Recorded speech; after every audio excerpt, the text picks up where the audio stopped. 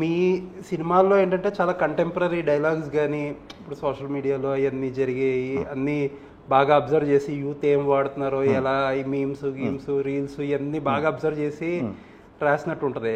అసలు రైటింగ్ ప్రాసెస్‌లో మీ ఇన్వాల్వ్‌మెంట్ ఎలా ఉంటది? ఉంటుందండి. అంటే అది సింక్. ఇప్పుడు మా రైటర్స్ భాను, నందు నేను బాగా సింక్ అయ్యా.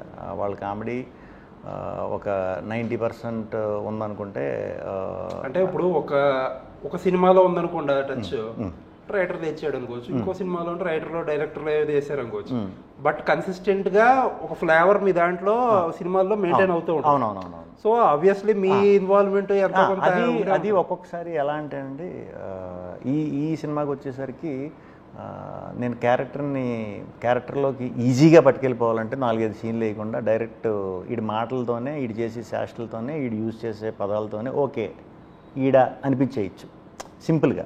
ఒక మీమ్తోనో మీమ్తో ఇంట్రడ్యూస్ చేయటం, లేకపోతే బాగా అప్పుడే ఫేమస్ అయిన ఏదన్నా దీంతో ఇంట్రడ్యూస్ చేస్తే ఓహో ఇది ఈ కైండ్ ఆఫ్ మనిషా అని క్యారెక్టర్ని ఎస్టాబ్లిష్ చేయడానికి బాగా హెల్ప్ అవుతాయి. ఎక్కడ హెల్ప్ అవుతాయి అక్కడ వాడుతూ వచ్చాను. దీని ముందు సినిమా స్వాగ్లో కూడా సింగాగడ్ ఇన్ఫ్లుయెన్స్ క్యారెక్టరే. సో వాడు ఎక్కువ అవి వాడాలి, అవి తయారు చేసేవాడే వాడనమాట. సో బ్యాక్ టు బ్యాక్ వచ్చేసేసరికి అలా అనిపిస్తుంది. బట్ వాంటెడ్లీ వాడదాం అని పెట్టుకునే కాదు, బట్ ఆ ఫ్లోకి ఆ మినిట్కి ఖచ్చితంగా ఉంటాయి.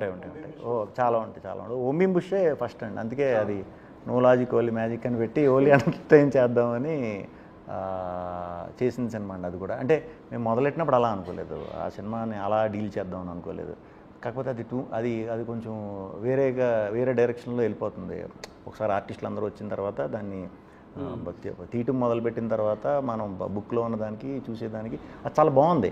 కాకపోతే ఇది అలా ఆ టైప్లో చూపిస్తే 100% కొత్త సినిమా అయిపోతుంది. కొత్త సినిమా అనేసరికి మళ్ళీ మన రిజల్ట్ మనం అనుకుంది వస్తుందా రాదా అనే చిన్న దీంట్లో ఏదైతే సెన్సిటివ్ టాపిక్ అదంతా ఉందో దాన్ని కొంచెం స్లోగా తక్కువ చేసేసి ఈ ఎంటర్టైన్మెంట్ పార్ట్ పెంచామన్నమాట.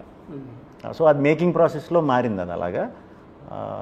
అందుకే ఆ ఫైనల్గా తయారయ్యే టైంకి మాకు ఆ డౌట్ వచ్చి, ఇప్పుడు లాజిక్ నా సినిమా అంటే పక్కగా లాజిక్ ఇవన్నీ పర్ఫెక్ట్గానే వేసుకుని వెళ్తాను. ఫస్ట్ టైం ఆ సినిమాకి వచ్చేసరికి ఇప్పుడు నా సినిమాలు నచ్చిన వాళ్ళు అందరూ బాగా క్రిటికల్గా చూసే వాళ్ళు అందరూ కూడా ఈడేంటి ఇంత లాజిక్ లేకుండా వెళ్ళిపోయాడు అని కంపల్సరీ అంటారు.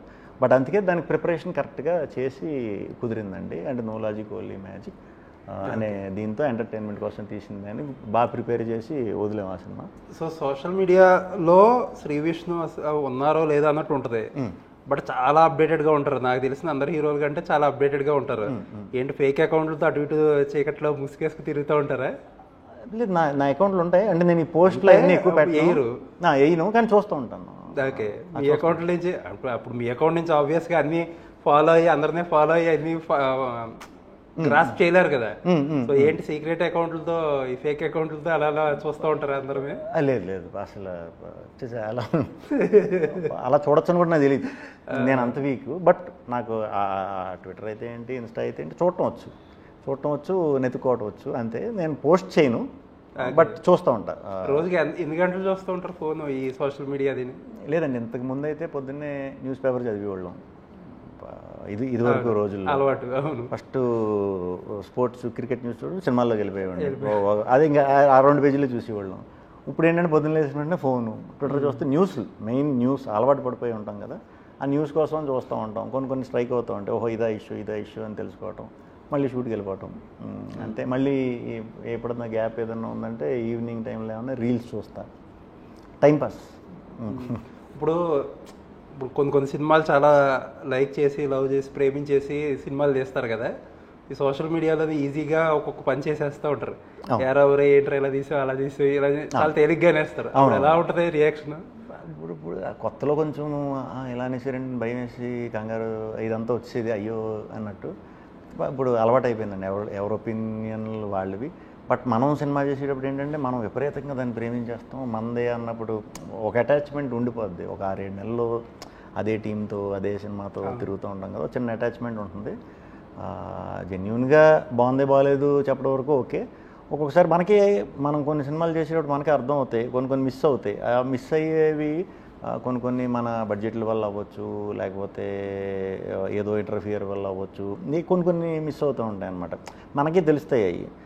అలా కాకుండా కొన్ని అంటే సంబంధం లేకుండా ఒక్కోసారి ఎక్కువ చెప్పేస్తుంటారు అనమాట. అసలు మనం అలా అనుకోము, బట్ ఇలా చెప్పేసా ఓ ఇలా అర్థం చేసుకున్నారా అని అనుకుంటాం. బట్ ఇప్పుడు ఎక్స్పీరియన్స్తో ఈ చేసుకుంటా సినిమాలు వెళ్ళే కొద్దీ అది ఎంతవరకు తీసుకోవాలో అంతవరకే తీసుకుంటాం.